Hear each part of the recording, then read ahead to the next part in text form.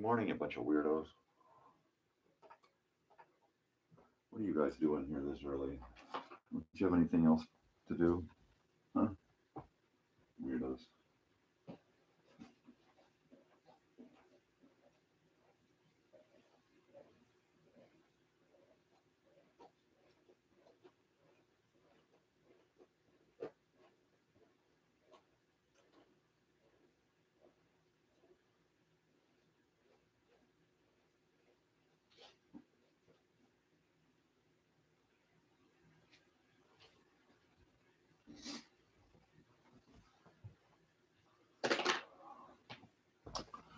Well, I'm pooped. It was a long weekend.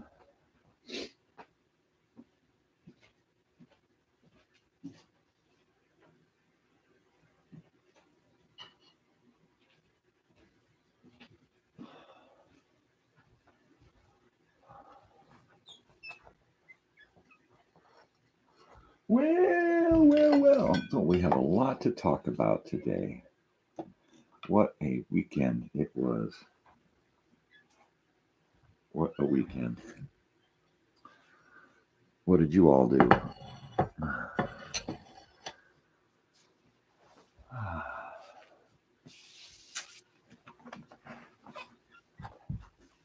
And down into the... Oh, you know what? I'm going to turn on this heater.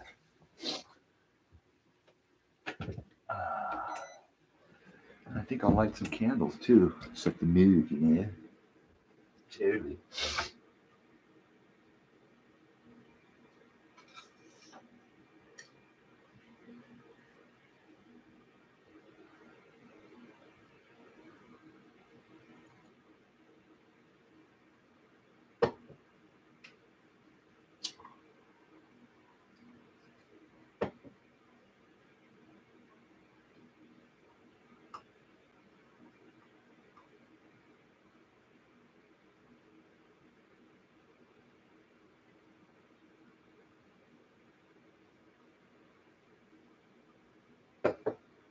Totally, man.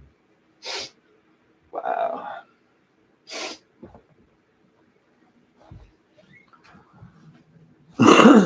Oh, that's my stomach grumbling. Oh, Lord. Oh, Lord. L-O-R-T, Lord. If it's two L's, then it's Yort. But it's Lord. Oh, Lord.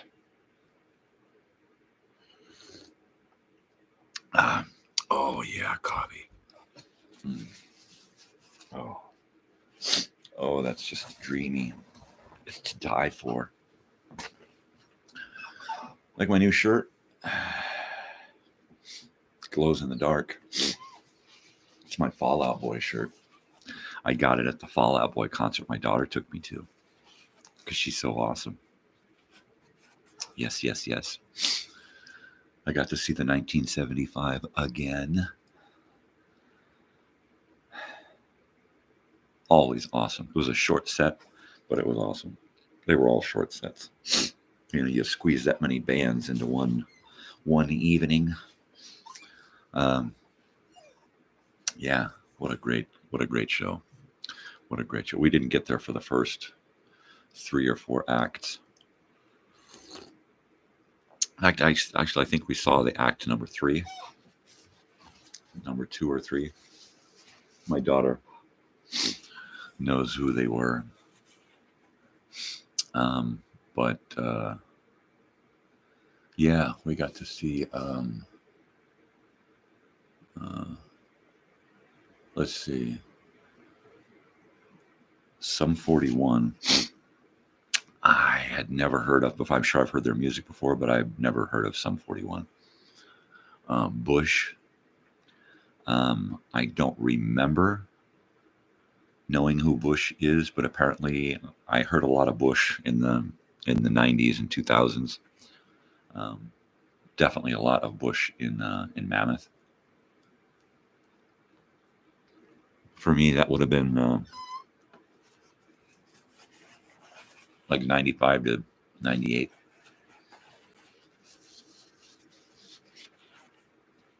But yeah, Glycerine.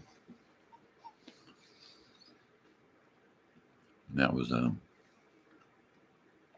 Yeah, heavy stuff, man. Heavy stuff.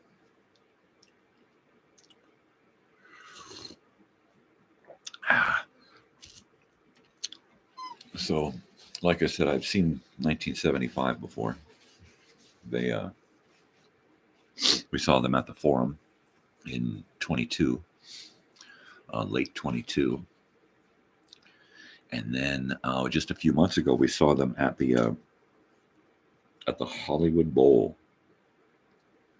I have never been to the Hollywood Bowl before the 1975. What a great outdoor venue. I mean, right in the heart of Hollywood. You get up to the top and you crawl around the top of the venue and you're looking out. I mean, you can see the Hollywood sign all the way down to Griffith Park, Griffith Observatory, that is. Just a beautiful, venue. As is the Forum. I've been going to the Forum since the early 80s. I think the first time I went to the Forum was for Robert Plant. That was a good one.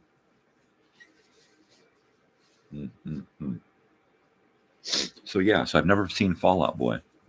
My daughter is going to see them for her third and then fourth time this summer. She's going to see them in April or March at the Honda Center. And then in Vegas at a festival. That should be quite interesting. Not sure if I'm going to the festival or not. We're hoping that some of my daughter's friends and family will be able to go. I really hope we can get one of her cousins to go on my wife's side of the family. She's got a lot of cousins over on that side. But yeah, that would be neat. I'll go to a festival. I'm an old guy, so I'm going to be sitting down most of the time. I'm going to wake up with makeup and my hair and nails done,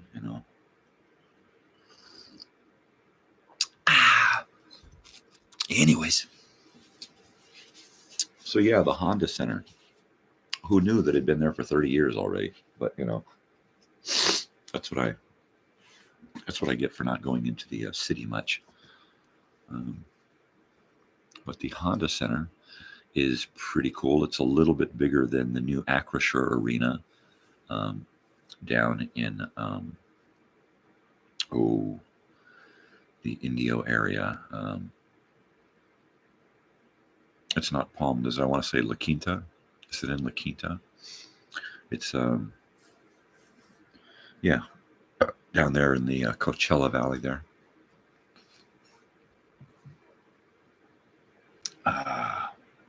Glycerine. Glycerine.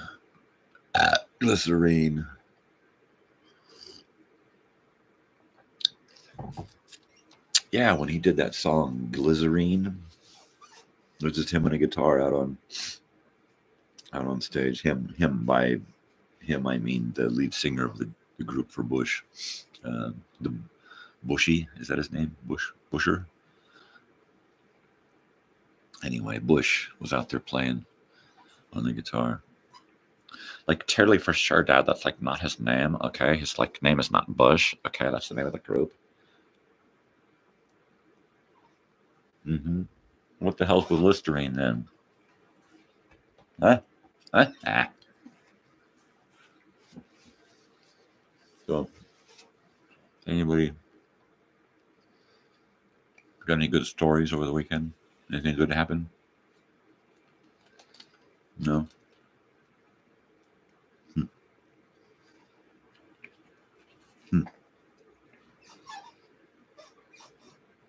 Well,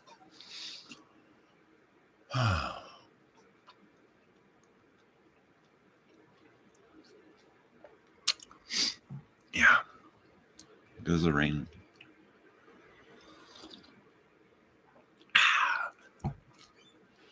So there's this whole movement, you know, and like it happens in the bathroom, and it's called like a bowel movement. You know, I'm just kidding. Why does he talk like that? Why is he always talking about this weird stuff? Is this guy normal or what?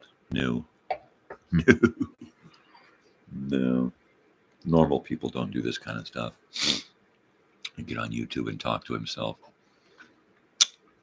New theory, Barberini. New. So let's see. Y'all watching a good TV?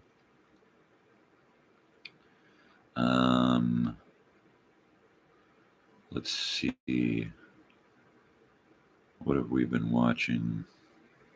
Let's see. I've been watching Northern Exposure, Real People, CPO Sharkey, Barnaby Jones, Dr. Jones. And then there was something else. I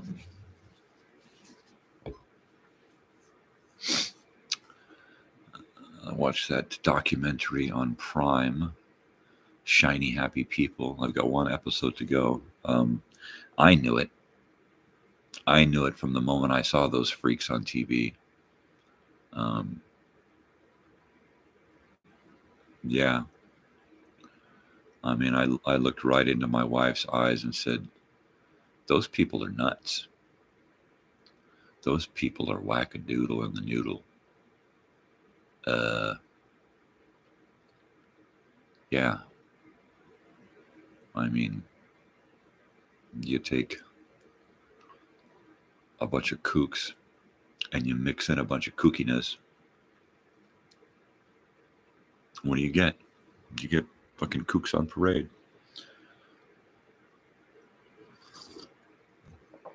Cuckoo in the cabeza.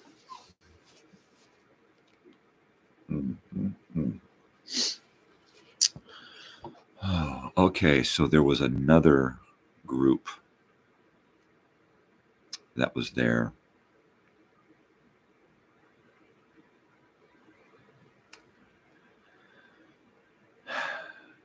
And they were second to last, I believe. They were right before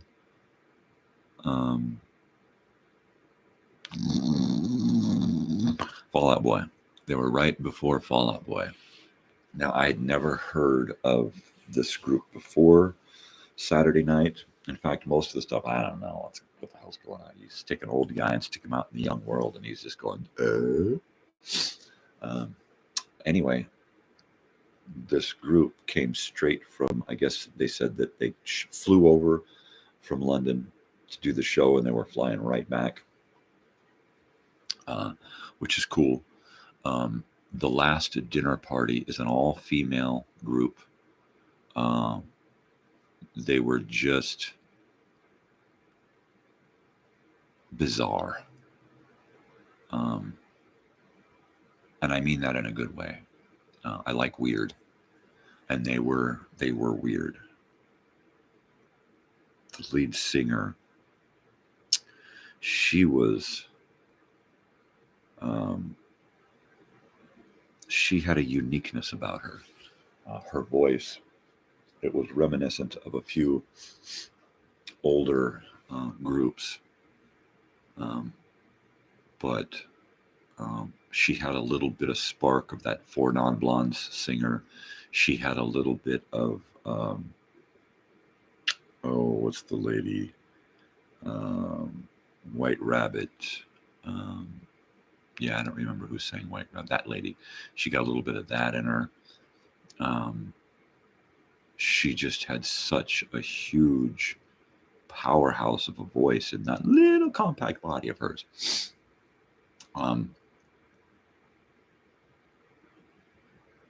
To see people on stage expressing themselves musically, but also their wardrobe was fantastic. None of them wore the same type of outfit. The Sunday school girl, the red Sunday school girl dress, the lead singer was. It was like watching Little Orphan Annie or Raggedy Ann up there giving a concert. It was just intense. They came on stage and they was just pow, pow, pow, pow. It was like they came on like kung fu. And I chopped it up. Hassan, chop, chop, chop, chop. And then I was gone. Boom. Just like that. Most of the groups were like that. Every single group up until that point was just perfect. They came on at the right time and they went off at the right time. It was like clockwork. Boom, boom, boom, boom. It's like the Swiss programmed this thing.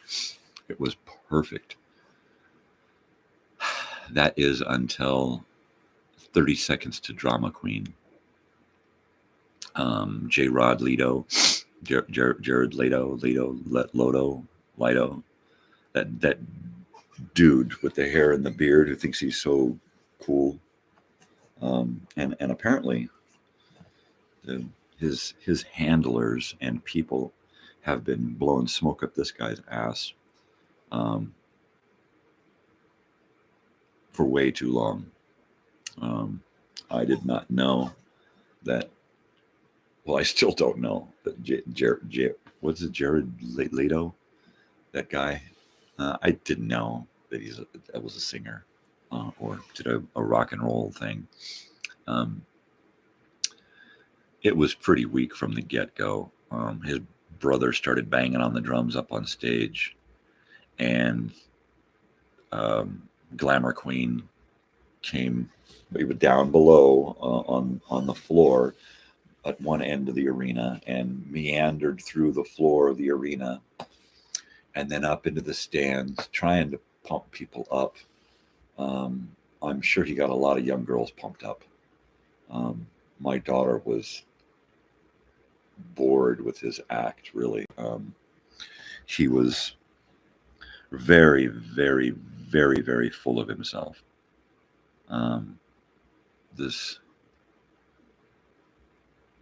He actually had a choir. I don't know, it's some put together choir, who volunteered to sing with this guy. And they probably pulled some home people up off the street and put a robe on them. I hope they got paid because it wasn't worth whatever they got.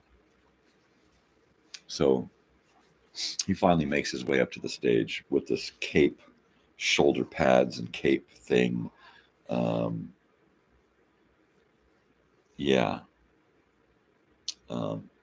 So he's wearing this, and you would think that after the first song, he would take it off, and no, he did not. He left that thing on, and he walked around the stage with these big black, giant, fat motorcycle gloves on, and black, whatever the hell he was wearing. It was all black underneath his big, shiny, silvery, shoulder padded cape thingy. He just looked ridiculous. He looked absolutely ridiculous. And of course, he had to immediately excuse himself because he was sick and he wasn't sure if he was going to make it tonight, and everybody wanted him to cancel, but he didn't want to let his fans down. And I'm sure there were 3 people out there who were happy he was there. I wasn't one of them. He would just go on and on and on in between what he considered to be songs. And in between the songs, like I said, he was just so long-winded, and he would go on and on about nothing. And you don't come out trying to pump the audience up, and then before you even go into a song, try to get this audience to yell back and forth, and okay, now the left side, now the right side. It's like, let's have a song or two first and then get the crowd You know, the music is what is supposed to get the crowd going, not some doofus up there yelling, "Come on, everybody, let's go." Cool. We could have got that from the DJs, the iHeartRadio DJs that came out in between every set. I mean, oh Lord, it was very sad. It was this totally self-involved narcissist pleading for the sycophants out there to please love me, please love me. And of course, if he didn't get enough, it was reminiscent of Will Smith out there screaming at the crowd at Coachella, "Get up and yell for my son, get up." It was a sad, sad situation. And he was so long-winded, he would not, if he would have just played some music and actually sang, you know.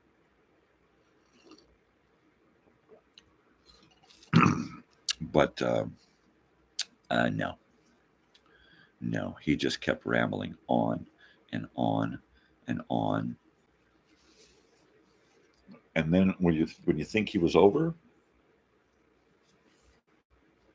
he got into his last song, and he stopped the last song because his cold medicine made him forget that he wanted to pull a bunch of people up out of the audience to get on stage with him. And so he stopped. He stopped everybody, stopped the music, stopped his brother from playing the drums, which was probably the only good part about it, was Shannon Lodo. Shannon on the drums, righteous. Tell your brother to stay with movies, because at least there I don't have to fucking see him. And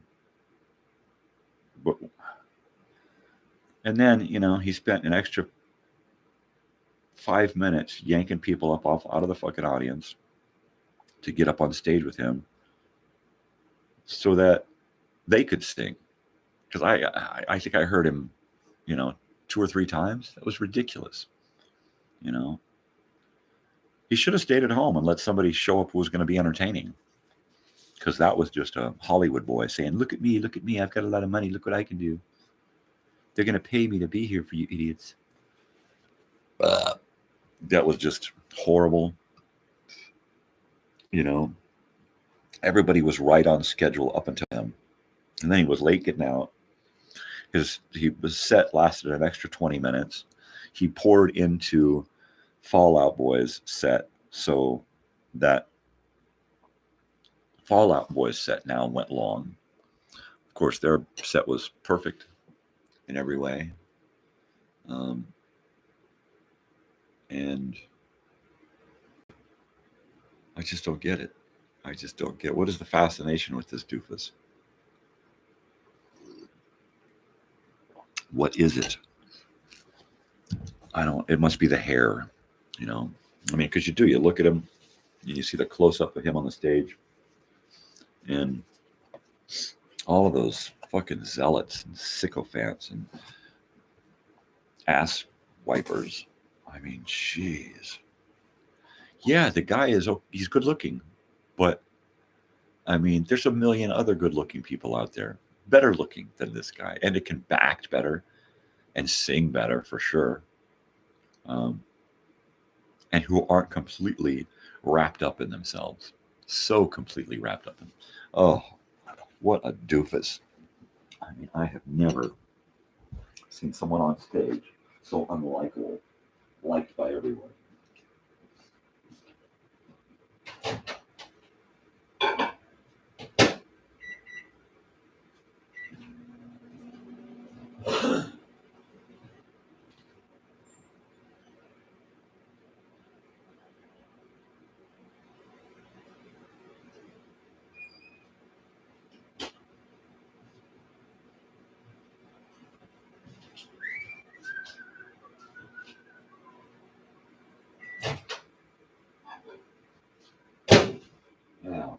Yeah. Oh. Let me see if a dog wants out here.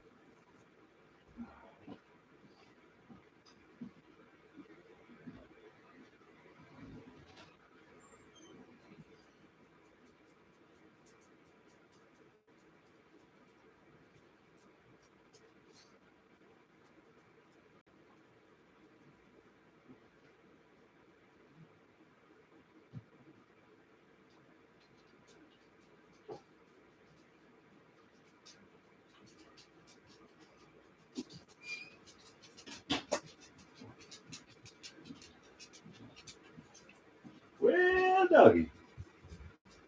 Well, I got a bunch of dogs here. I don't know who's going to stay out here with me, but I got a couple of dogs. Let's see. If we're going to have somebody here. Oliver? Oliver, come here. No? You can't have any of my donut, Oliver. I know you really want donut. This is Oliver. This is Sam. This is Oliver. And this is Sam. Oliver is a little Chihuahua mutt.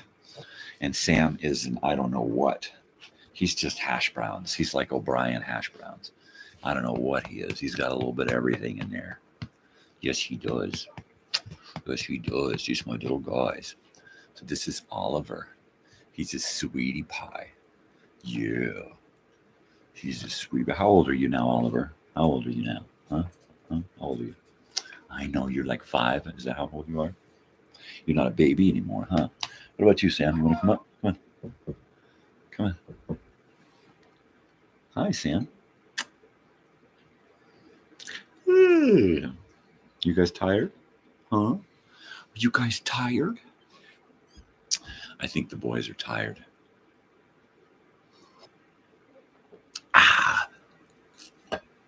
Well, little puppy dogs. Good morning. Buenos dias. Buenos dias, Chico. You want to get up here? I'll get you a blanket.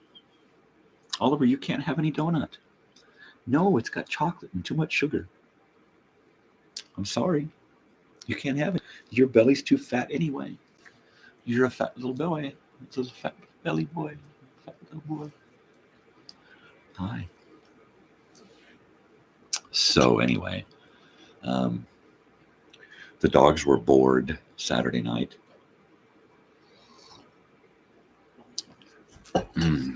We were gone from about 5 in the evening till about 2 a.m., 2:30 a.m. I know, huh? I know you guys are such good boys. You guys are such good little guys. Nobody peed or pooped in the house. You're all just such good little guys. Right, Sammy? Want to come up? If you get up here, I'll get you a blanket. Go ahead. Oh, Sam, you give me that look. I just want to dunk you in my coffee and gobble you up. Yeah. So anyways, yeah. I am contemplating a live telethon starting in the AM and continuing through indefinitely until I have reached a subscriber goal of 100 subscribers. So how's that going to work? So what I'm going to do is I am going to log on and go live at 5 a.m. and stay live until 4:45 p.m. and take a 5-minute technical break while I start a new live stream. If I start a new live stream every 12 hours, I can archive each show, archive each part of the telethon.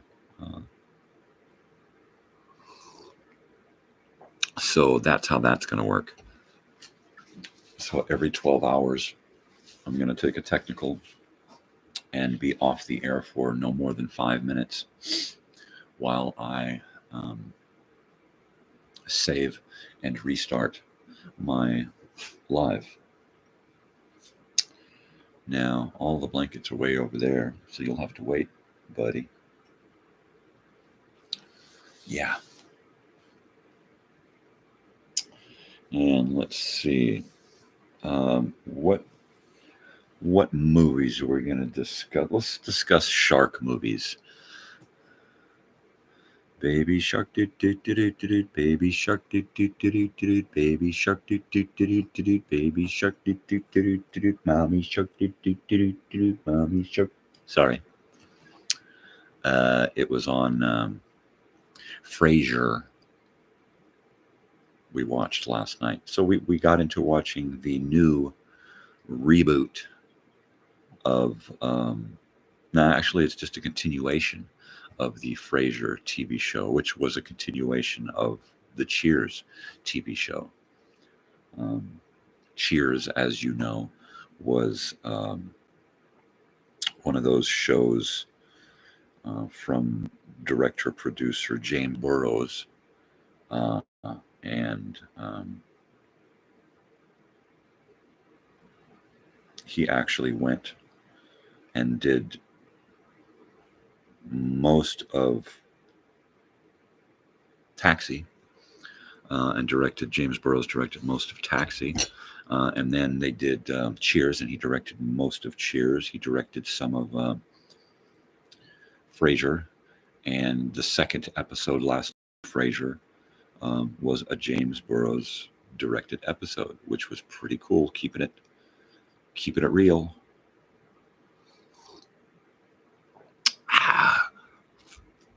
And it's kind of a convoluted plot, the new show, but that kind of makes it work, because you don't want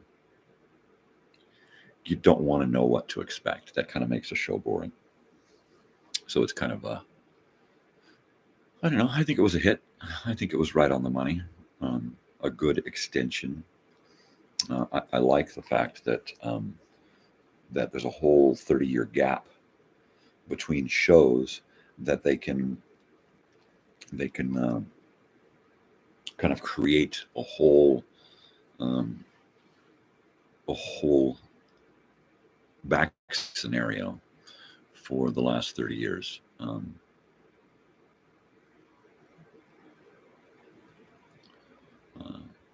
It's difficult to say goodbye to John Mahoney, the dad from Frasier. But they helped with that, and that was great. They did the explanation.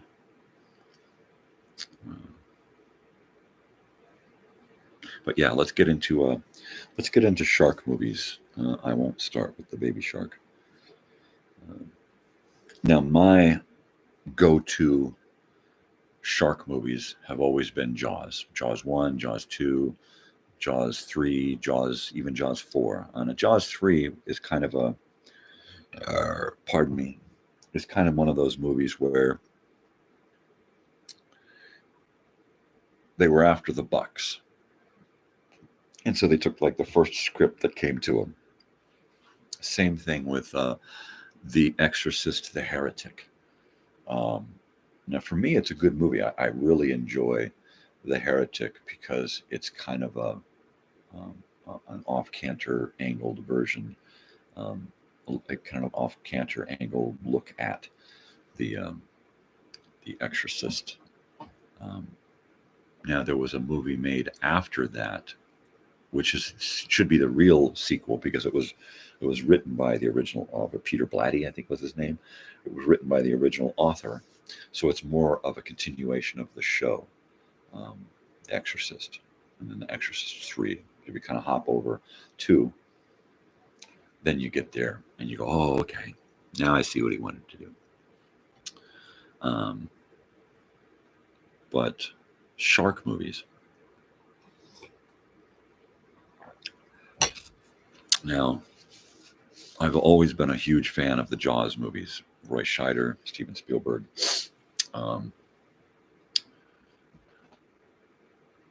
I've never been a fan of sharks. Okay, Oliver, come on, let me get Sam's blanket here so he can. No, baby shark. Make it the foreground. Okay. Here you go, bud. Here you go, baby shark. There you go. There you go. Get in there.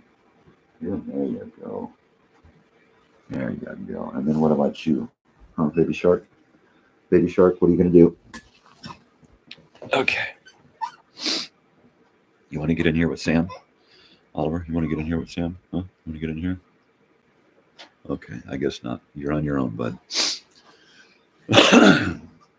There are a lot of shark movies. Um,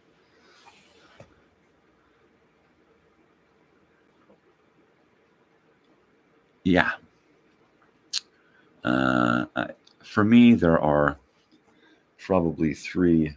I don't do Shark Week. I don't do all of that, Sharknado stuff. That's good comedy, but it's not good drama. Um, for me, there are three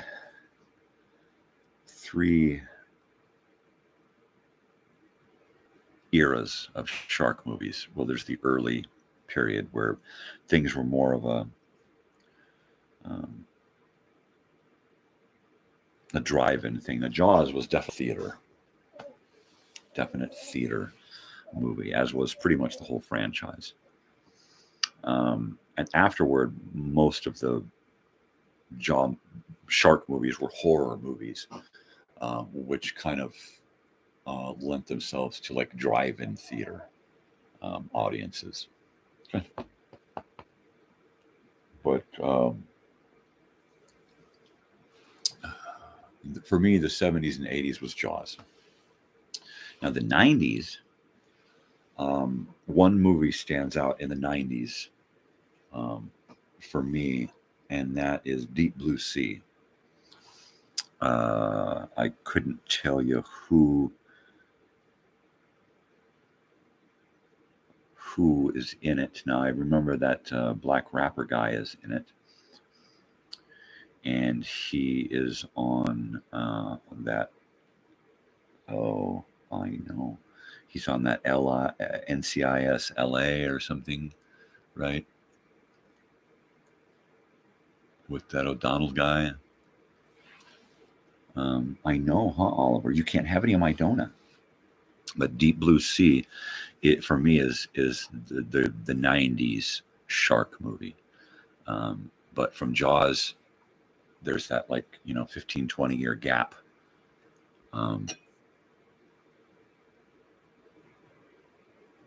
Yeah. In fact, no, it's a different guy. I thought that Deep Blue Sea had an actor that is in another shark movie that I watched this year with my wife. Black Demon, I think is what it was called, about an oil rig engineer who goes down to South America to decommission an oil rig. And then of course, they've got to deal with this big black killer shark. And that's a good movie. The latest of the shark movies that I can appreciate are The Meg and The Meg 2, which both I have seen and really, really enjoyed. From what I understand, they are a Chinese production series. And you can tell by the cast, it's kind of a sneeze.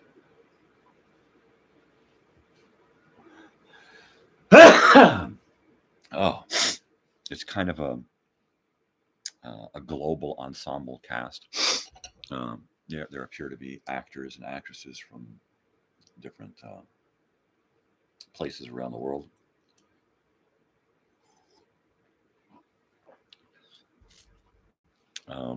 Not a huge fan of Jason Statham, but I don't dislike Jason Statham, which is pretty difficult.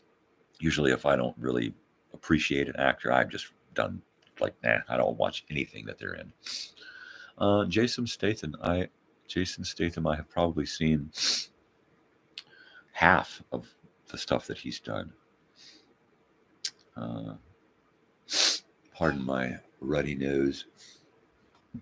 It's just a little early. Jason Statham, The Ghosts of Mars, a John Carpenter movie. Now that's an early Jason Statham movie, I believe. He met his wife on that movie. I don't know if they're still married. It would be nice if they were, but things never last. Also, Jason Statham did the movie The One with Jet Li. Is that him, Jet Li? Yeah, Jet Li. Another good, weird movie, one of his early ones. A movie where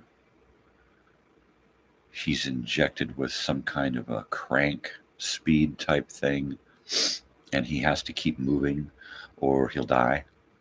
But that one was a good one. Yeah, just about everything that he's been in is really, really good. Now, I don't go in for the Fast and Furious type movie. Was he in one of those? I don't really go in for that kind of stuff. I think he did a Delivery Guy, right? Was it called The Delivery Guy, where he has to drop people out, he takes people and takes things. I don't remember what it was called. I didn't see it. I guess I wouldn't turn it down, but I didn't see that one. So, if you all are going to watch a shark movie, we'll talk about them on Thursday. I don't know which one or which series I'm going to invest myself into. I'm kind of anxious to get through Shiny Happy People, and there's a World War II documentary that I've been watching on Netflix, and it is kind of a colorized, real footage documentary. And so I've been kind of watching that off and on.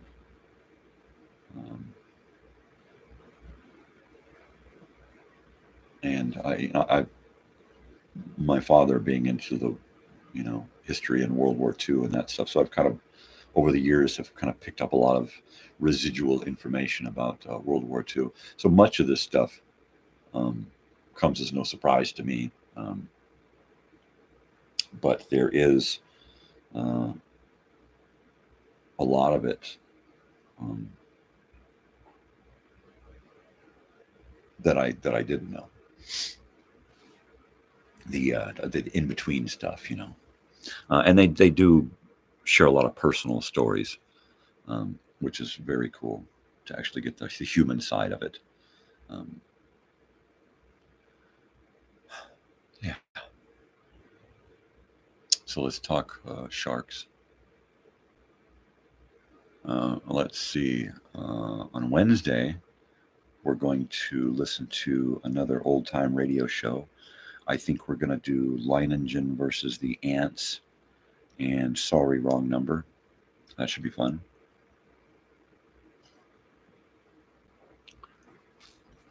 And then I'm still trying to nail down a schedule for my live telethon, my 100 subscriber telethon. And, it should be relatively easy if we can all share and repost this and kind of spread the word. I'm at 37 now. So I don't feel like getting to 100 subscribers is going to be all that challenging. I hope I can knock it out within a couple of days. Now, when I'm not on camera during my live telethon, you'll probably be entertained by my dogs, because they will more than likely be here if we're gone. So life's not going to stop just for my telethon. So I may have to leave from here and go to work, go to the store,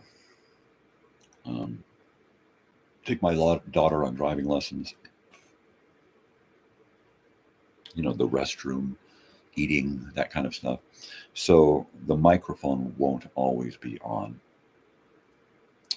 but the camera will, at least for 11-hour and 55-minute intervals.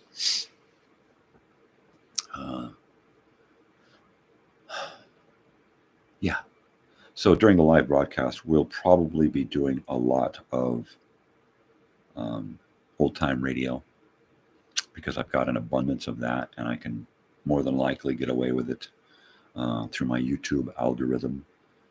I don't want to get shut down or get muted because I'm playing something that's copywritten. So if that does happen, bear with me. Yeah. Let's see.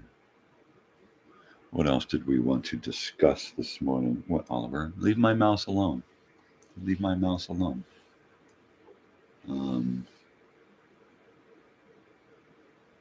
Yeah. Let's see. We went to a show. We went to In-N-Out after the show, as usual. It's kind of a ritual. There's no In-N-Out up here in the high desert. So anytime we go out to a concert, our after-concert ritual is going by In-N-Out for our cheeseburgers.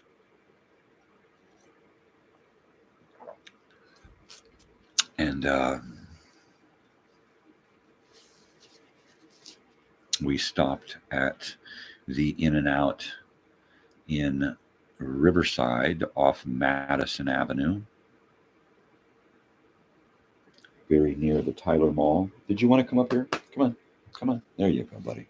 But you can't have a donut, okay? You can't have any donut. I'm sorry. I know. You can have a coffee kiss. How about that? You want a coffee kiss? Here you go. Hey.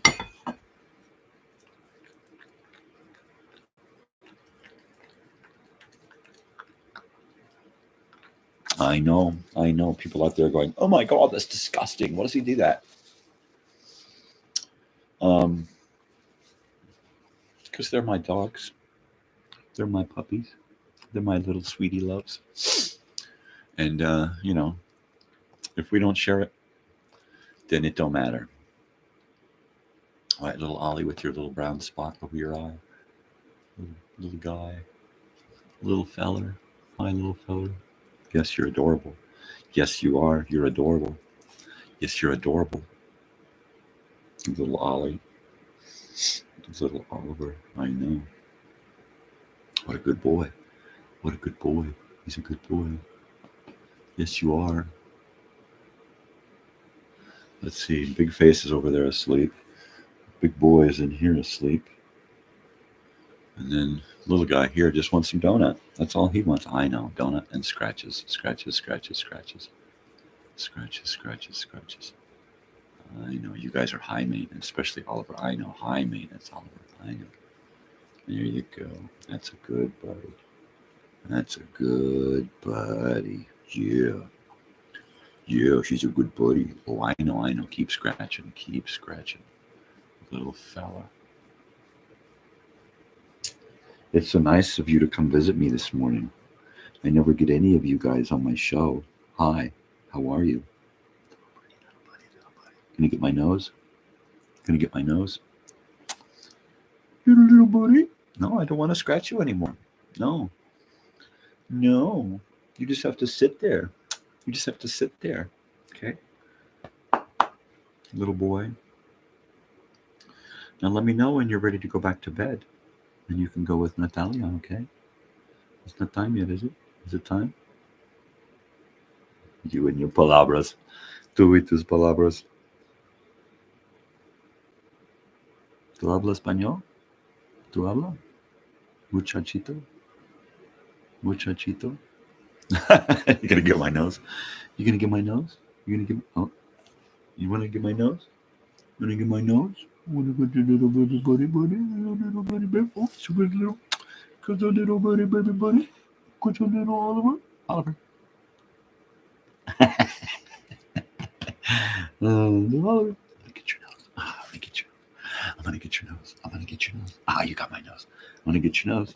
I'm gonna get your nose. I'm gonna get your nose. I'm gonna get your nose.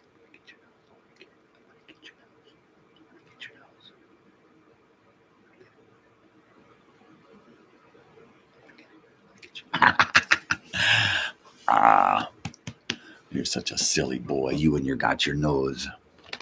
You and your got your nose. Okay. Olive Nerd.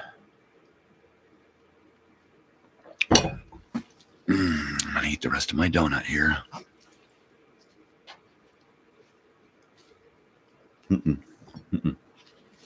It's not for you. Nope.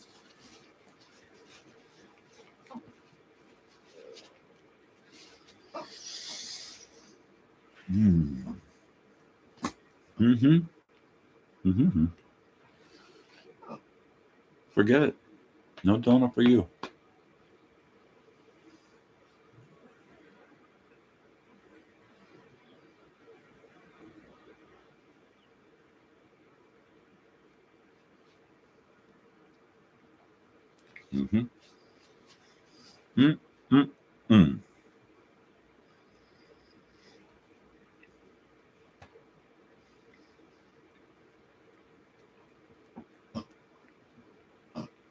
So, I'm tentatively thinking of my 20th episode. This is 18, so 1920 would be Wednesday.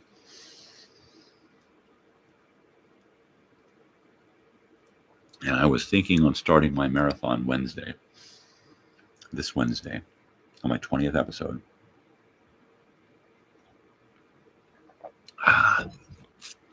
And then staying on for 48 hours.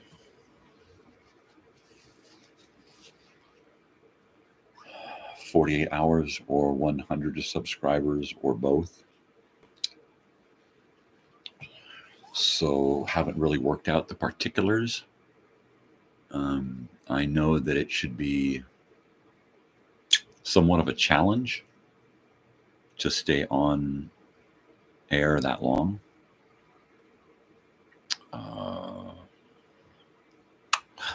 This guy. You're such a sweetie, Ollie. There you go. You can't have any donuts, so just forget it. Stop thinking about it. Don't think about it. Just don't think about it, Ollie. Don't think about it. Just don't think about it.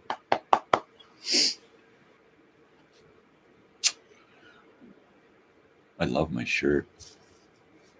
Love my shirt. It's awesome. And it does glow in the dark. It's very, very cool. Orale. So, totally, this morning we are doing some buzzed Be the Change. And we're doing some Space Queen from Buzzed. Space Queen from Buzzed. And it says beehives are being built with your every purchase. So there you go. Looks like more northern Southern California, more northern and or Southern California weed. Now Space Queen, she's a sativa, not a hybrid, just a straight sativa, which is my my normal choice of greenage is sativa. I'm kind of a sativa guy. Back in the day, we used to do what was called Fallbrook Red Hair. Fallbrook is a little town in Southern California right next to the Camp Pendleton Marine Base down there in San Diego.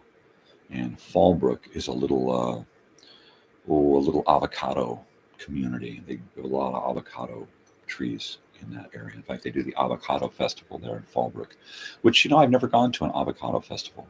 And that seems like it would be neat since it's been maybe decades since I've even been through Fallbrook. Yeah, good old Fallbrook. So that's where I first heard of Fallbrook red hair. In fact, this is one of those places where I first I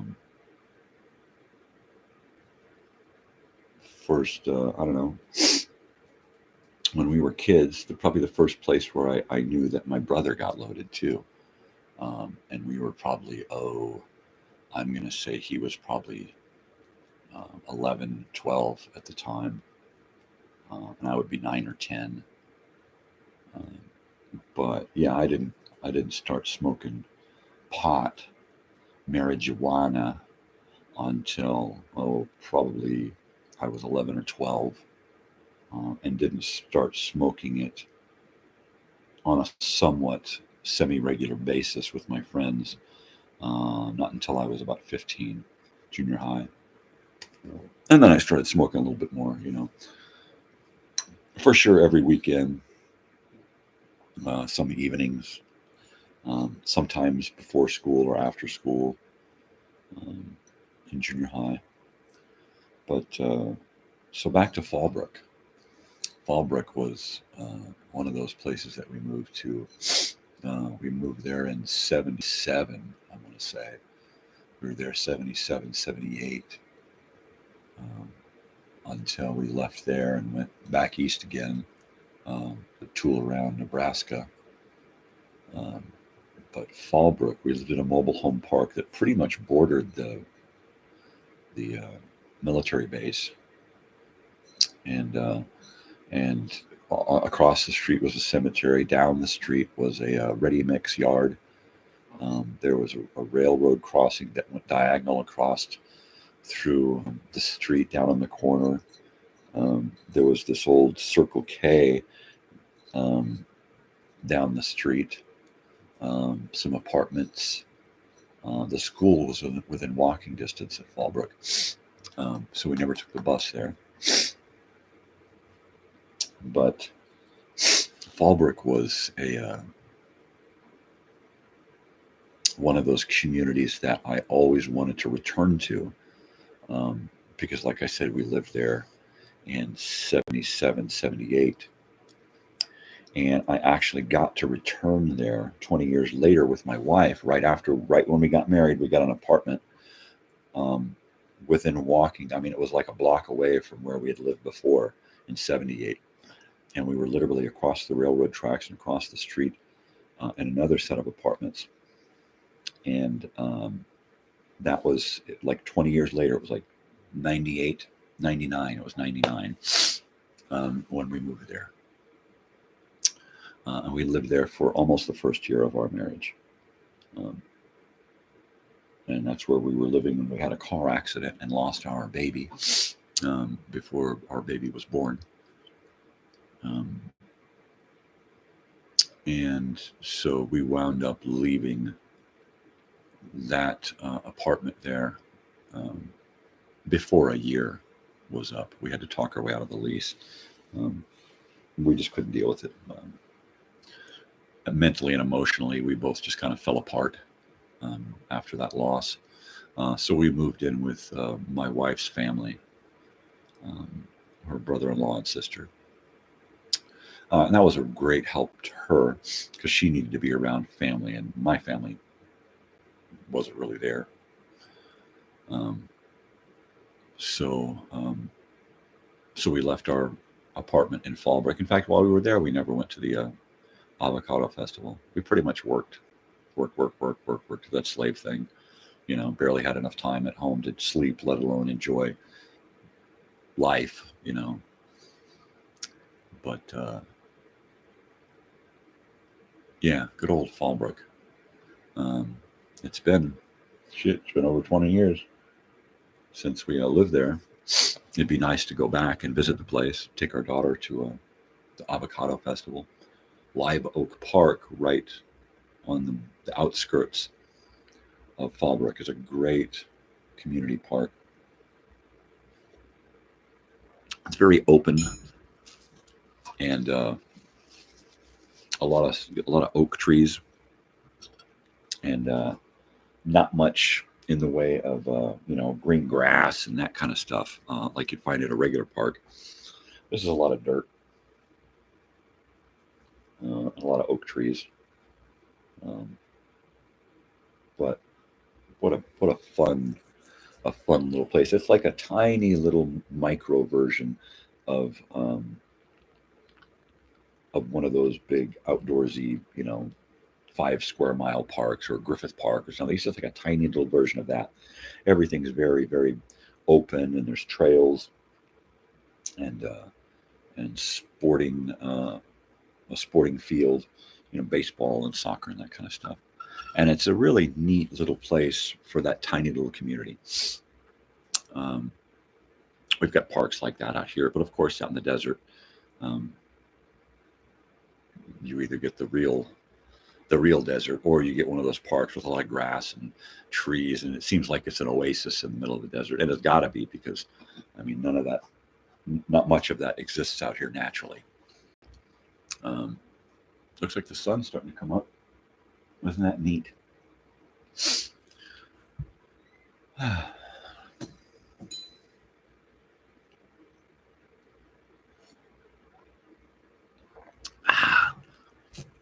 Yeah. But yeah, let's do a first bong hit of the day. A little Space Queen. A little sativa.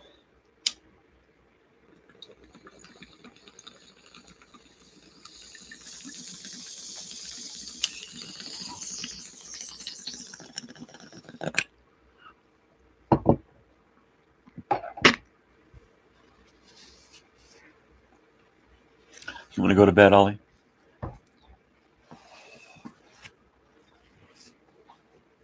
Okay, let's put you in bed. Stay out of foreground.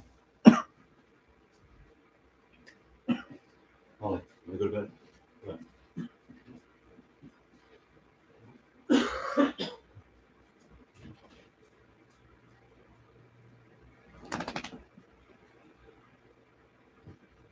You want to go to bed? Can you go to bed? You guys want to go, Natalia? Come on, who wants to go, Natalia? Anybody?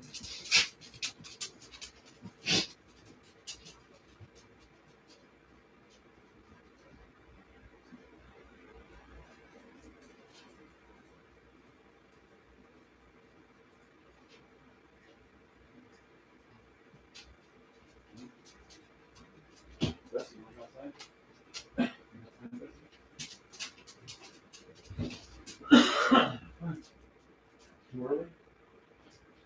Sun's coming up.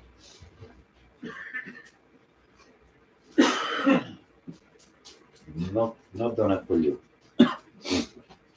Thank you for not eating my donut, Ollie.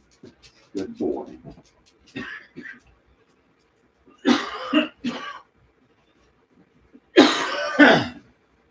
Oh.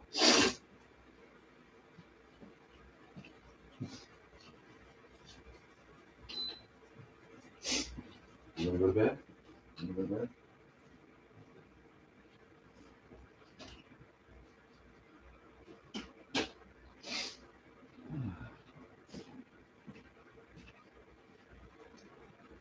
Well, my creaky little shack here, mi choza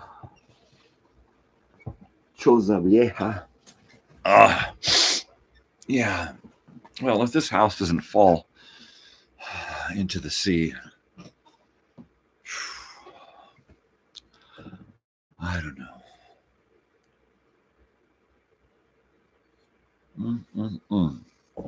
Well, what are we going to do today? I do not know.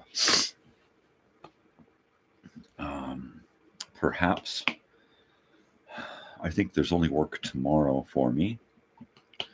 So if I can button up my week by tomorrow, then it is quite possible that I will be going telethon live on Wednesday morning. it's going to mean a lot of loneliness on the screen. I will probably, unless I come up with another secondary angle camera, I'm probably going to be moving my camera during the breaks as to cut down on, visual confusion. But that's what I'll probably do. If I've got to leave y'all alone and go do something, then I'll probably leave everything live and leave the camera on either the dogs here or the lava lamp or something, something worth looking at. For me, it's the lava lamp. I can look at the lava lamp all day long. Of course, right now it's still asleep. Is that a dog? I better go check. These dogs drive me crazy. I'm like a doorman. Okay. Here we go.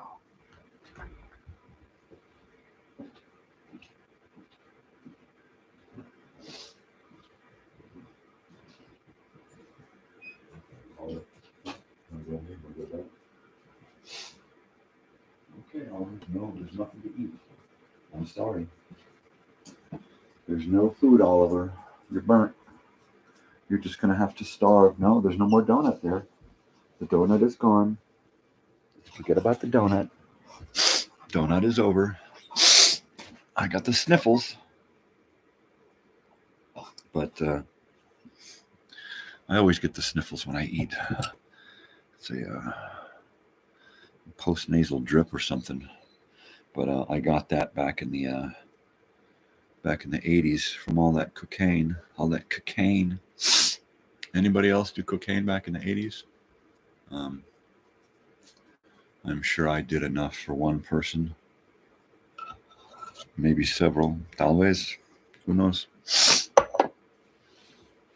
So, yeah. And what doesn't kill you only makes you stronger, right? And I survived. Would I do it again? Oh, hell no. Hell no. If I could go back and change it, would I do it differently?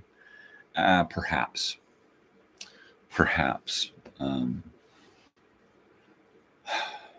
It was a lot of fun,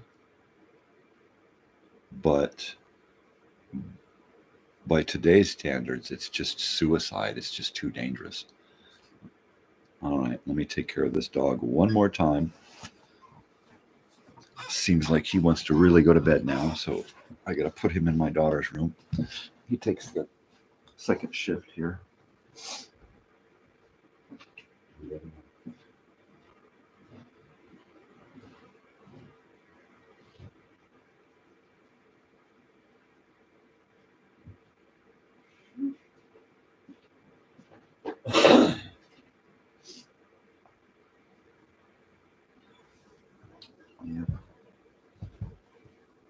I mean, there are still people doing cocaine, right? Oh, pardon me. Pardon my noise.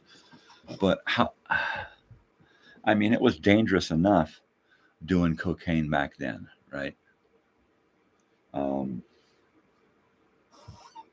now, I mean, because you get that. Back then, you could die of just doing a line, just snorting a line, and you're dead because the cocaine was too strong. It wasn't cut down enough to be palatable for your body, There would have been some people who had such a tolerance built up that they would have been able to do really, really strong cocaine, really potent. But and maybe it was the war on drugs and that fear mongering. But you always heard these stories about somebody who did cocaine and one line killed them, and maybe that was just bullshit. One of those wives' tale, one of those um, what do they call those urban legend type things? Yeah, he just looked at the cocaine and it stopped his heart. But I imagine that's, to some respects, that's true. But nowadays, you get a small amount of fentanyl in your Coke and you're done. Game over. Pay the bill and get the fuck out. That's it. It's over. So, no, would I ever do cocaine today? No, hell no.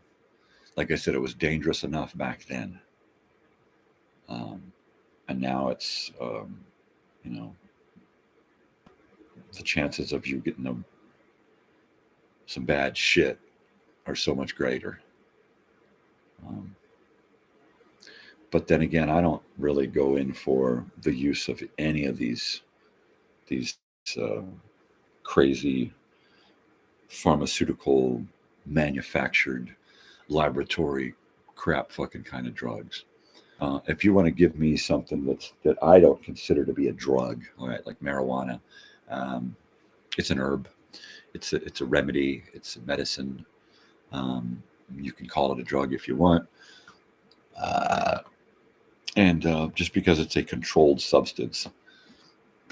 Now, when they take the marijuana and you process it and you create dab and wax and all this other shit, now those perversions of the marijuana flower, that's what I consider to be a drug.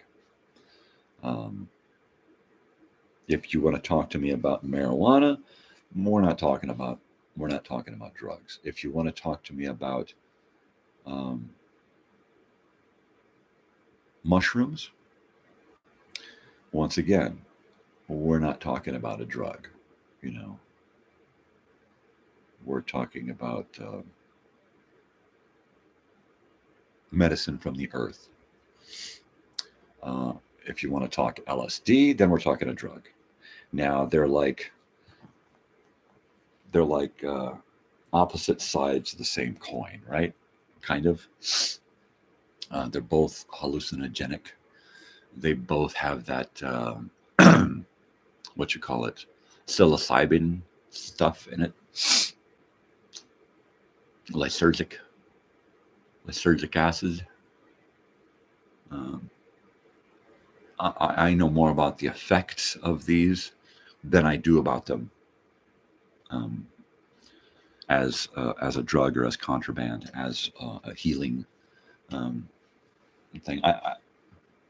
When I was younger, I would have liked to have tried peyote. I think that would have been kind of akin to doing mushrooms. But I think my drug doing days are over. My hallucinogenic days are over. Now, excuse me while I whip this out.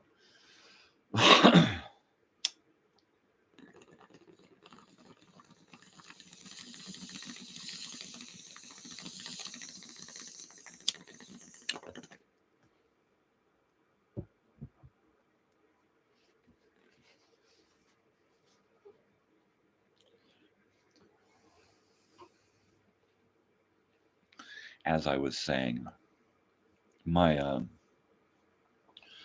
experimental days are over as far as it's concerned with drugs.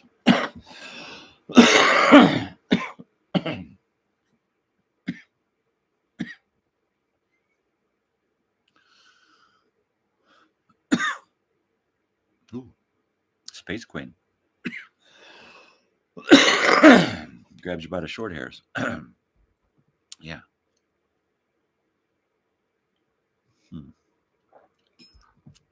So my experimenting days, my days of doing coke and speed and all of that crap. Not that I ever really liked speed. I didn't do it. Not anywhere near as much as most of the people I knew. But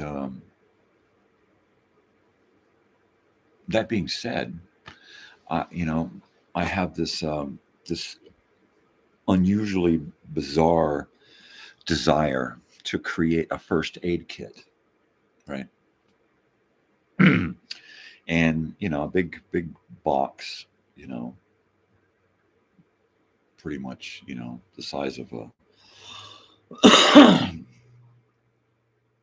a case of bottled beer. Okay, so we're looking at a pretty good size uh, first aid kit. Now, in this first aid kit would kind of be your average first aid stuff, bandages and ointments and topicals and that kind of stuff, cleaning agents and whatnot, and then maybe a little bit further, um, a little bit of surgical stuff, scalpels, forceps, hemostats, and clamps and that kind of shit.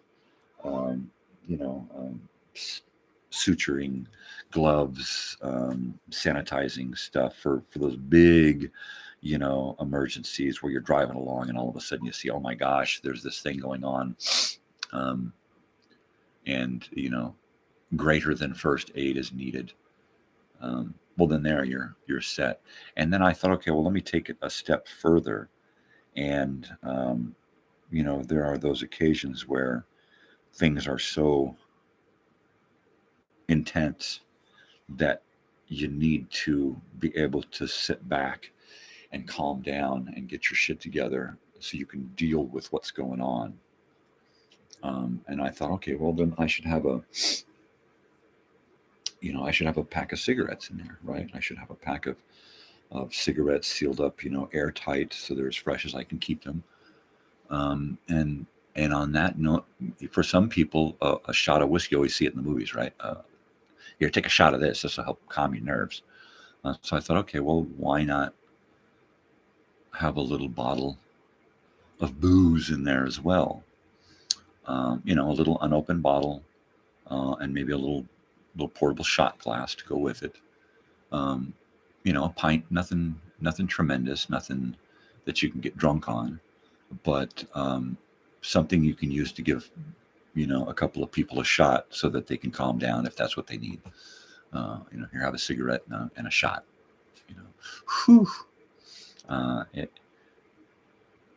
it's amazing what something like that can do to help you calm down, um, and kind of see what needs to be done.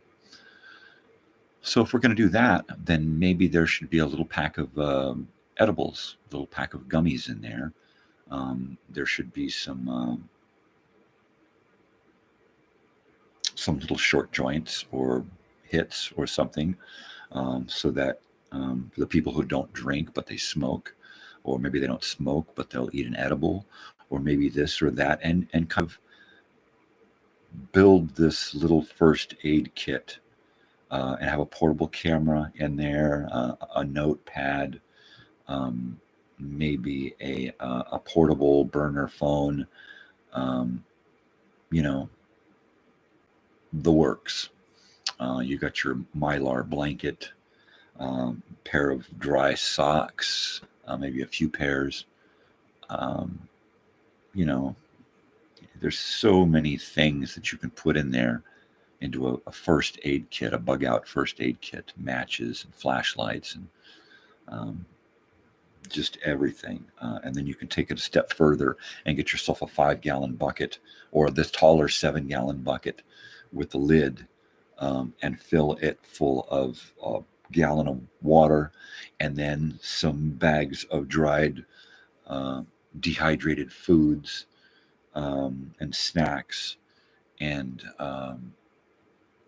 ensure and things that are going to help in an emergency. So you get like a first aid kit together, and then a little emergency food kit together, um, and then a little bug out kit, with a change of clothes and a blanket, and some medication, and a knife and matches, and all the little things that you take for granted every day. But if you have to grab and run, you want to know that you're grabbing all of those essential things that you really require throughout the day, especially if you don't have your house around you. then you need to have um, an assortment of items that are going to be your home on the go. Now, I have a bag that my wife made for me. It's a pretty large denim bag. Um, and I designed it because I'd always wanted an over-the-shoulder bag that I can pack with just about anything, including a laptop, um, and pick that bag up and go. And it's my go everywhere bag. If I'm going to leave town, I took it with us Saturday night, because if I'm going to leave town, if anything happens, I want to know that I have an assortment of items with me that are going to take the place of being at home. So it's my, on-the-go bag. I keep a little fanny pack for when I'm out and about in town here. That's got my essentials, keys, wallet, money, phone, a little bit of pot, and all of that.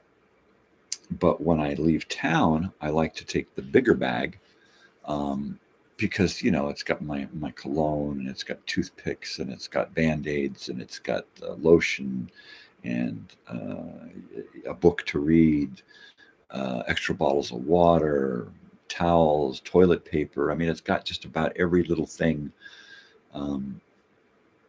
that that I would need, and would have if I were at home. So like I said, a first aid kit I think is upcoming here, and I think it's going to be a tub, an actual white tub with a red cross on the sides, so it's visually known as a first aid kit. Somebody can just go, oh, there it is. Where's that first aid kit, man? It's getting cold, but there ain't much left, so screw it. Prit. So yeah, at Home Depot online, I saw this really cool white tub, clear white, with a big red cross on the sides, and that got me thinking. You know what? That's the ticket there, because I can fill it, half filled with just your standard first aid kit items, and then think outside the box and come up with a the alternative first aid kit stuff that most people aren't thinking of. Because when there's an emergency situation and somebody's injured, or somebody is emotionally just fucked up, there's a lot of things, and put a Bible in there as well. If I can find one of those amalgamated Bibles that is kind of a collection of readings from many different religions, I think that would be key, to stick that in there, because a lot of times faith is comforting to a lot of people.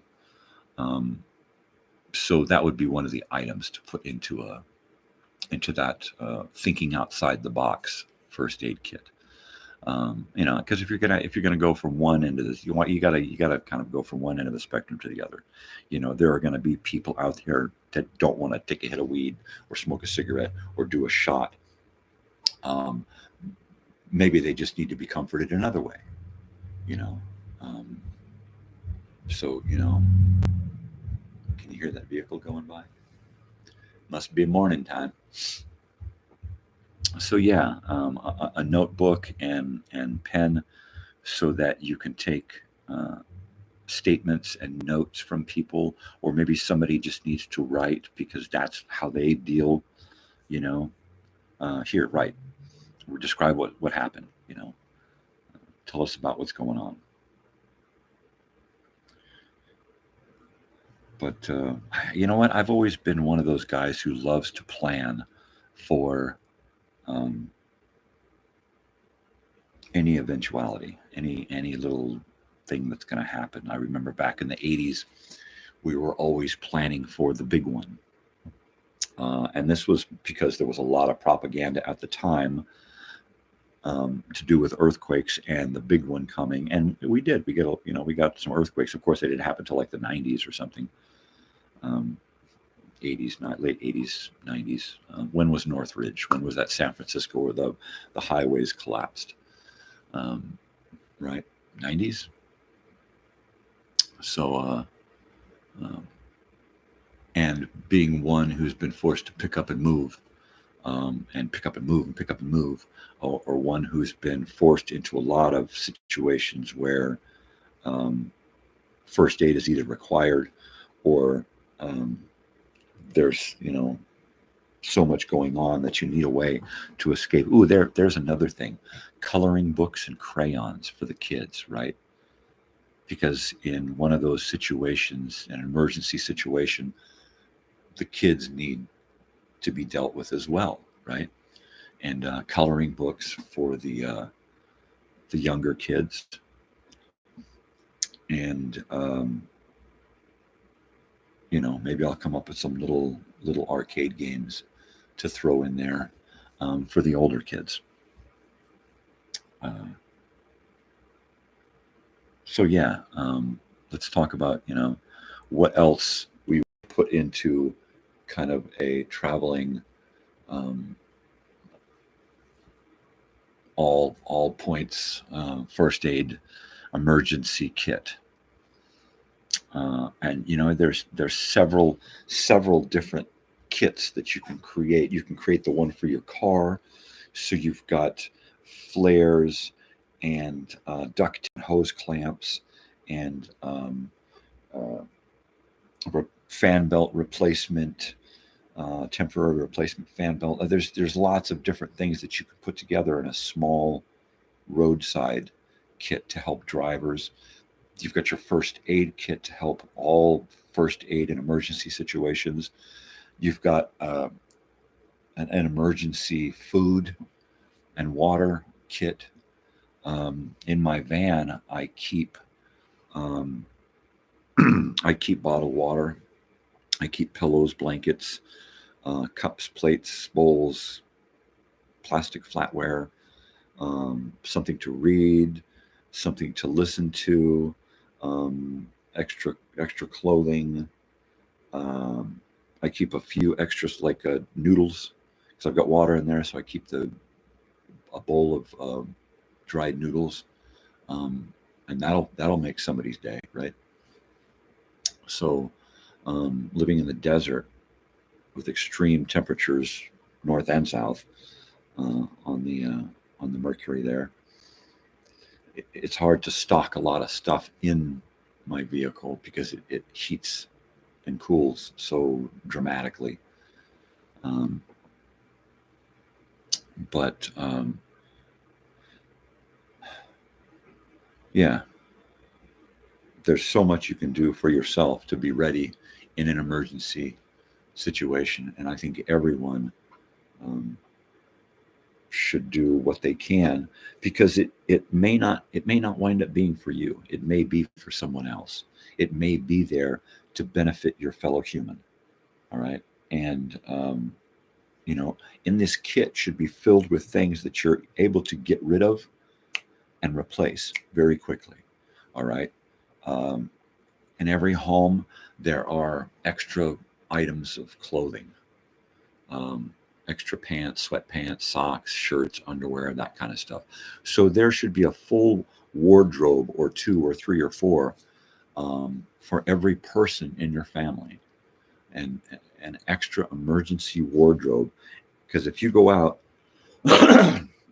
pardon me, if you're out and an emergency takes place and you're now soaked and you get to your car, you've got a warm, dry set of clothing.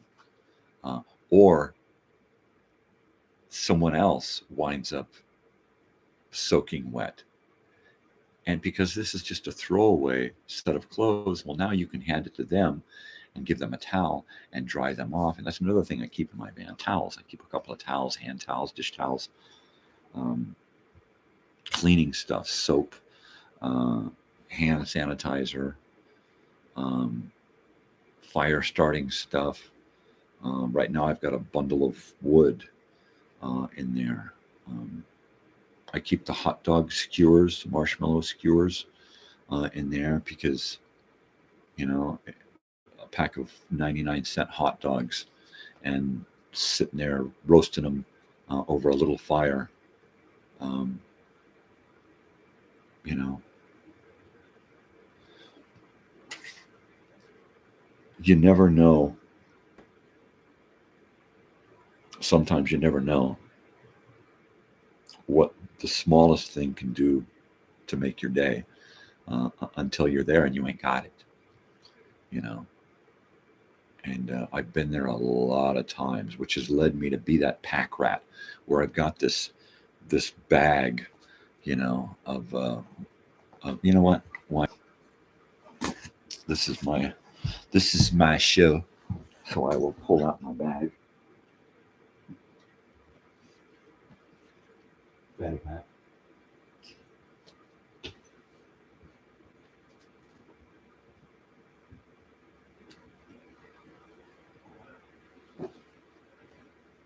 Okay, back in the chair.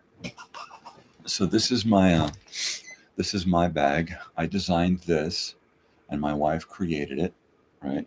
So it is made from a pair of pants. You can see the belt loops and the back pocket. All right, it's got two back pockets. Back pockets, I keep wallet. And this side, this is my wallet side. And over on this side, I keep my comb. And there's a pocket knife or a belt knife on this belt here. And I really hope you're watching this on a TV, because this is the way to view the show. And then so if you turn it back around to the front, it's got this big flap that I had her create, this big flap and strap, my over-the-shoulder strap, big over-the-shoulder strap, right? And then you open the flap, and inside I had her make a big giant pocket along the back, and then a big deep center where you can put anything. Right now I've got an extra belt in there because I always leave the house without a belt. And then I've got two smaller pockets toward the front, and in one of them I've got some paperback books, science fiction, Robert Heinlein, and in the other smaller pouch up front I keep my sprays. I got sunblock and body spray and some osium spray, which is good to clear the air. And then I've got my front pockets, which is just like they're just front pockets on a pair of jeans. And I just keep it filled with stuff, a pair of glasses, some toothpicks, some sunblock, pens, pencils, notepads, some Neosporin, some eyedroppers. You know, if you need it, I've probably got it. So that's my little bag. All right, that's my little bag, and it's got enough room in there that I can wedge in a peachy folder or one of these notebooks. I can put my notebook computer in there, and yeah, throw it over my shoulder, and away I go. Usually I just take it out and chuck it in the car, and it kind of sits there until I need it. And then I kind of pull my fanny pack out, and I'll take that and do my old guy cruising around with a fanny pack on. Yeah, I'm that old guy.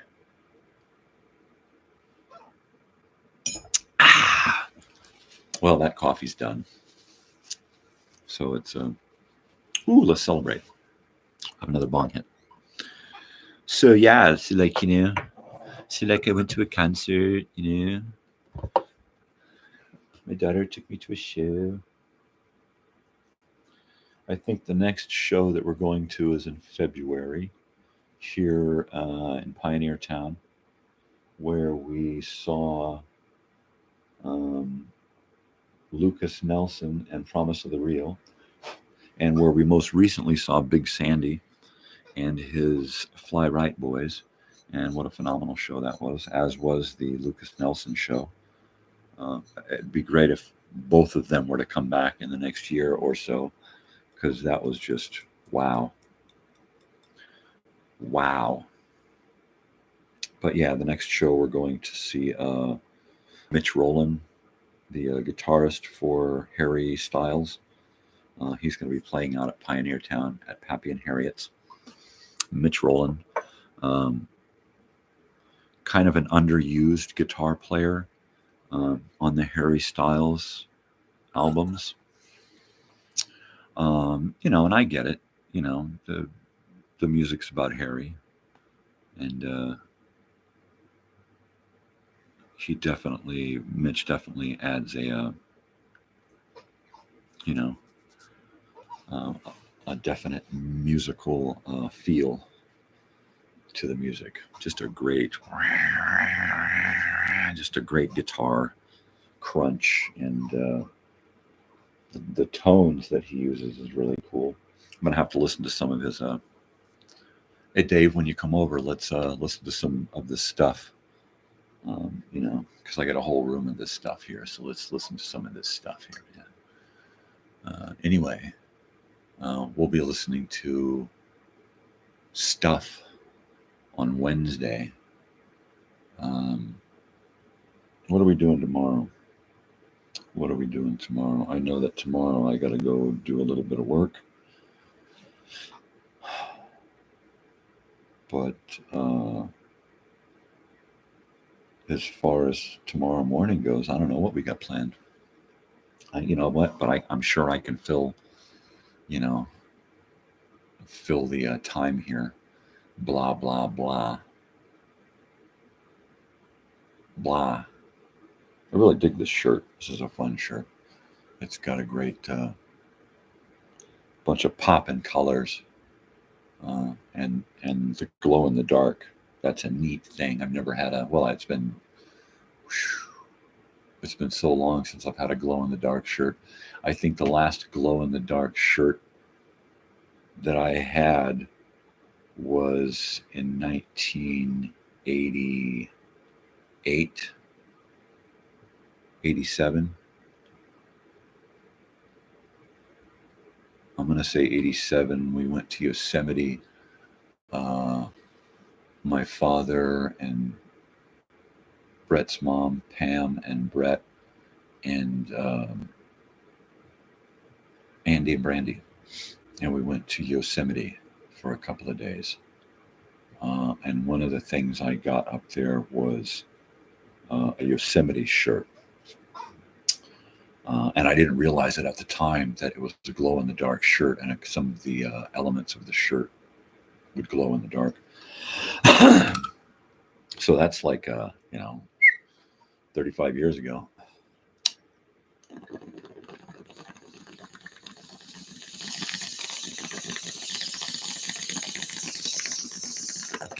Oh my God, why does he have to do that? He's always smoking. Yeah, you know what? 3 hits in a couple hours. That's pretty good. I used to smoke so much more than that.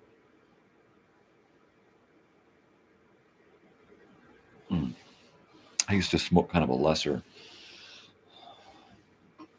grade, lower potent stuff because it was cheaper, and I'm on kind of a low budget guy. But I went through a lot of it every week. And I decided to move up in my grade of dubage. And now, there's a lot less.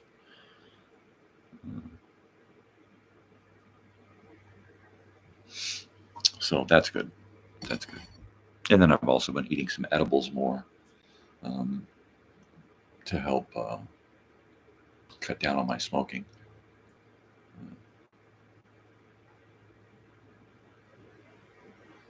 Yeah, like I've said before, I'm kind of a one vice guy.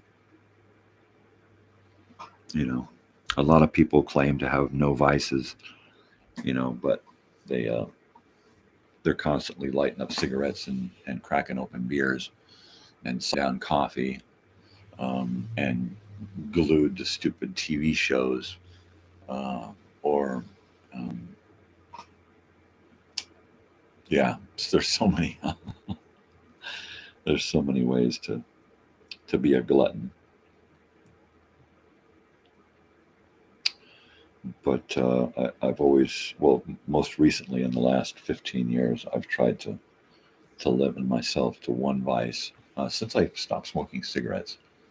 Um, that was probably one of my biggest vices, because I wasn't smoking a lot of weed because I was using cigarettes as kind of a crutch, um, even though cigarettes did nothing for me except make me want more cigarettes and stress me out and make me nervous all the time. Um, so I had to give up cigarettes, which, if I didn't want to give them up so badly, it wouldn't have been so easy. And it was real easy to walk away from cigarettes. And I've walked away from marijuana before, but like I said, it's quality of life is just not all that great for me and those around me. Because I'm in a bitter, dark, cold place when I'm not allowed to get out of my head. And marijuana has been the only thing in my whole life that has allowed me to get out of my head to the point to where I can let other stuff in, and feel creative and feel liked and feel like I'm able to like others. When you've suffered with, depression and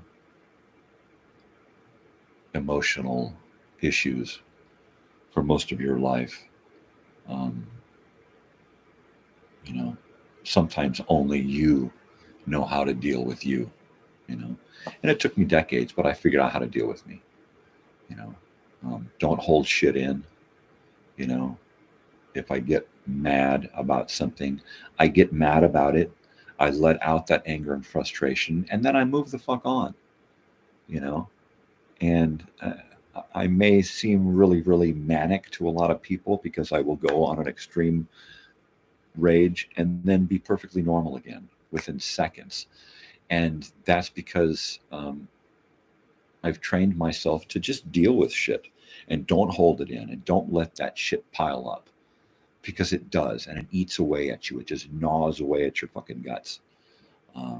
And if you're able to, whatever the issue is, live that emotion, live that, be in the now, exist, don't hold shit back, don't save shit for later, oh, this is going to really eat at me, I'm just going to keep me up at night. No, shit don't fucking keep me up at night. Insomnia keeps me up at night. So I don't let shit gnaw away at me anymore, and I don't allow people in my lives who cause me stress and anguish and anger and sadness and frustration for whatever reason. I don't go there. you know um, I try to avoid situations that are going to put me in a bad place. But yeah, totally. I just let shit out and deal with it, um, and then move on. And a couple of years back, I was really heavily dealing with sadness and depression and anger. I'd drive it down, and I would just get pissed off about somebody cutting me off, and I'd scream and yell, and I would literally want to pull them over and beat the fuck out of them, right? And I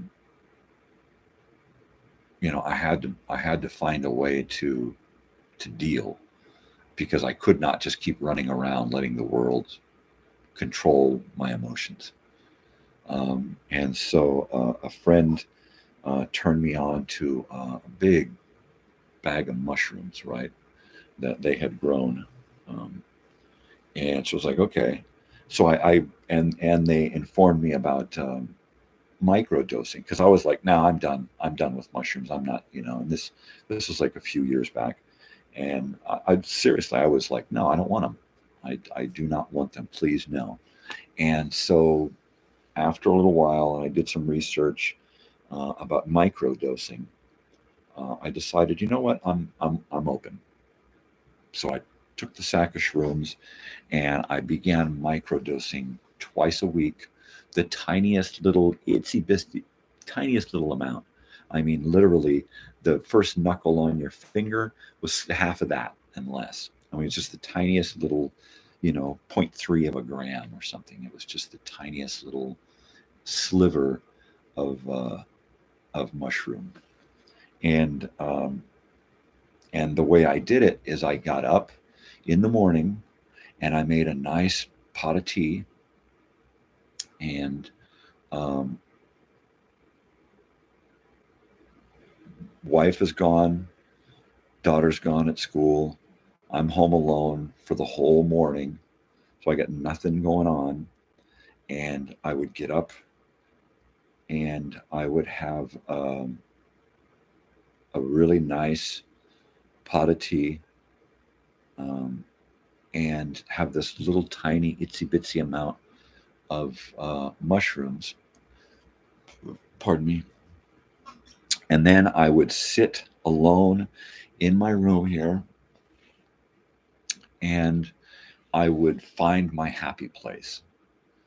And I would stay in my happy place during the whole effects of the shrooms. And I wasn't a whole lot of shrooms. So the cycle only took 4 to 6 hours, because I was using tea.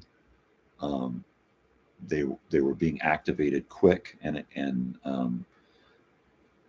my tolerance is, you know, extremely low for mushrooms, and I'm greatly affected by hallucinogens.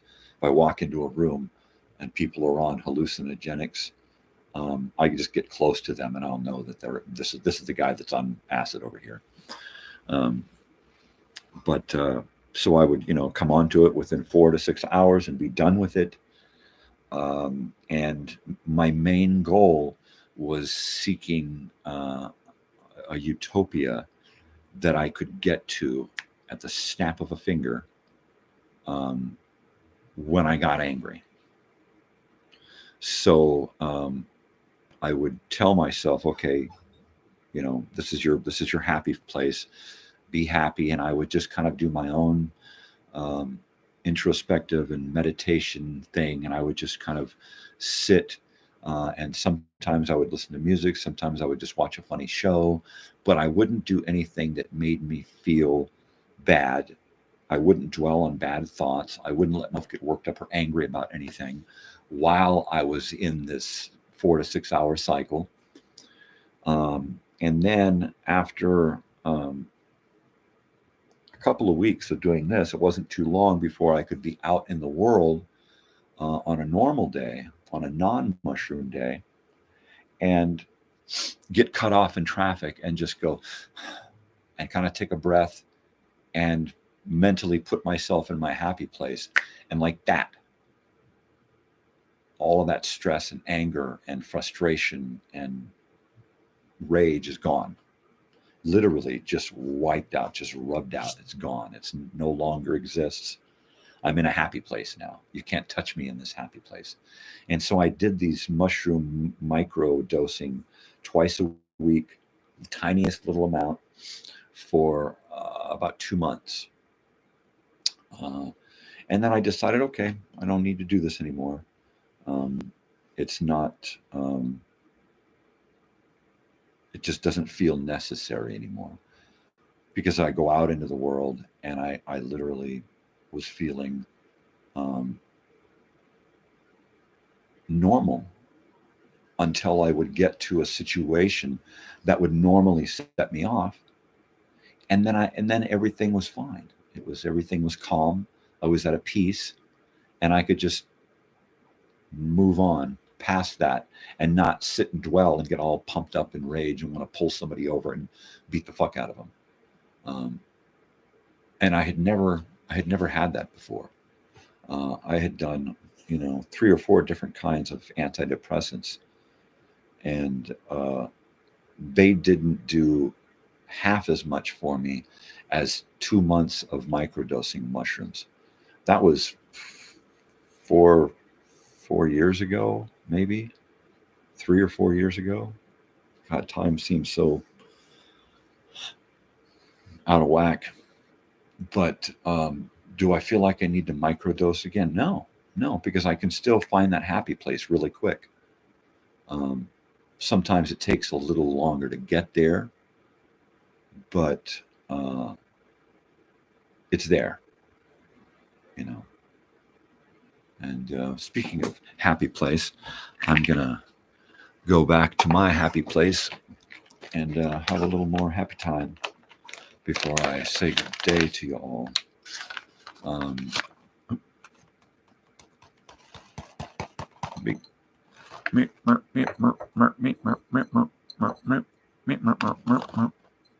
So, like, you know, I was thinking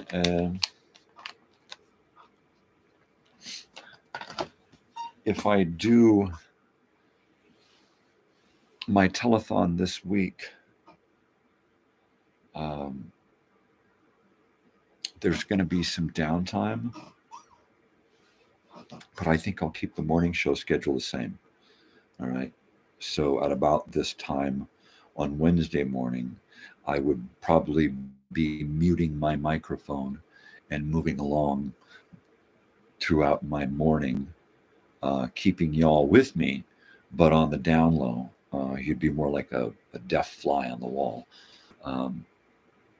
So that I could carry about and my family could carry about their normal daily stuff.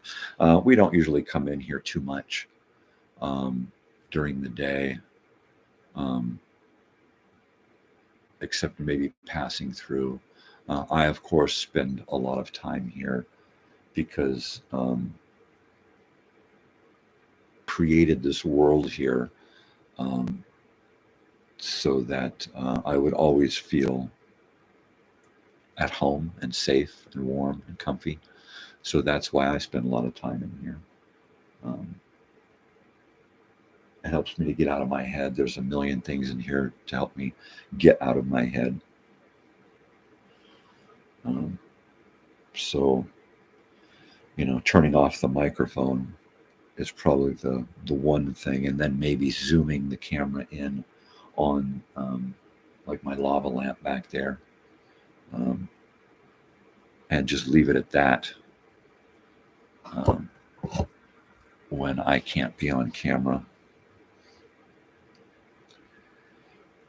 And since it's going to be a telethon, I want to give you all something to actually, you know, tune in for. So my biggest concern is having at least a little something planned that will keep you entertained. And yes, during the day, I'll keep that blind behind me shut, pulled down, so it's not so awkward in here. I dare not do it now. I'd probably pull out of its track and fall down, as it has in countless other times. So anyway, does anybody else hate the way they sound on a recording? It's just me. I mean, I just, the sound of my own voice, just, it's like nails on a chalkboard. I'm starting to get used to it because of editing video and stuff and audio. I've had to kind of get used to hearing the sound of my own voice. Now it sounds different when I hear it in my own head, like now. But when on playback, on recording, don't get me started. It just drives me nuts. So I don't do a whole lot of listening on playback. I don't go back and watch these videos. Like I've said before, these videos aren't for my entertainment so much as they are for my family and my friends and other weirdos out there. So yeah, thank you for joining me. I don't get out much, and I don't know a lot of people, so I don't get the opportunity to do a lot of conversating. Which is probably why it's so easy for me to just open up my mouth and talk for a couple of hours. And like most people, in the mornings, you got that spark of energy and creativity, and that's pretty much it for me. I've always been a morning guy. Not so much the last couple of years. Mornings have been really, really hard. But doing this 4 days a week has started to make it easier for me to get up and function like a normal person. I've been more social, even especially with my family and others going out into the world. I've been more social, interacting with perfect strangers. And that's something I've never been comfortable doing.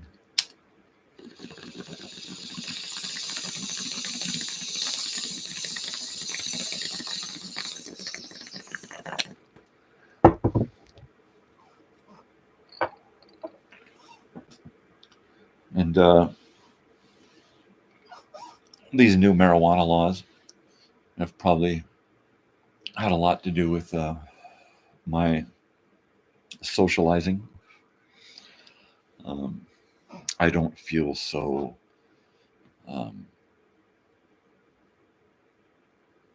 like such an oddball, with three eyes, two heads coming into the room because he smells like pot.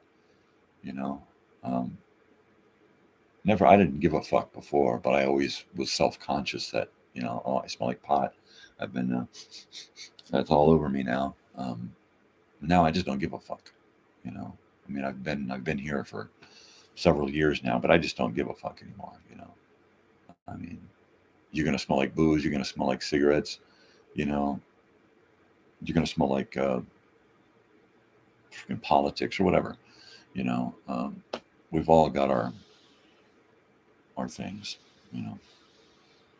And my thing is, I just don't give a fuck anymore. I'm not going to do anything to offend or hurt anyone, but just to, do the same in return. Allow me to be me. I don't give a fuck if you're you. Just let me be me. Is it cool? Is it cool? Right on. All right, people. Well, I guess I'm going to cut it off for the day. I don't have much to do, but what I do have to do, I should do. So let's say adios.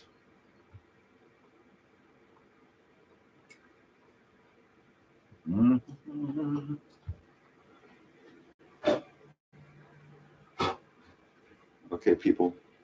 Take it easy, weirdos. Thanks for stopping by.